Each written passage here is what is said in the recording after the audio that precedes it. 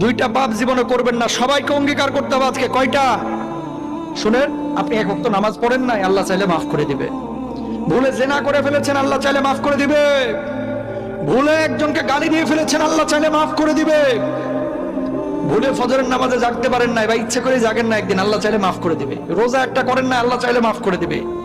দুইটা গুনাহ এমন আছে যেটা আল্লাহ কখনো মাফ করবে না। কয়টা? এক নাম্বার হচ্ছে বান্দার হক নষ্ট করা।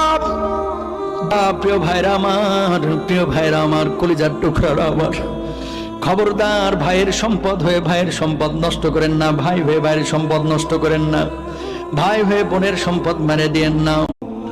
দুইটা পাপ জীবনে করবেন না, সবাইকে অঙ্গীকার করতে হবে আজকে। কয়টা? শুনেন, আপনি এক ওয়াক্ত নামাজ পড়েন নাই, আল্লাহ চাইলে মাফ করে দিবে।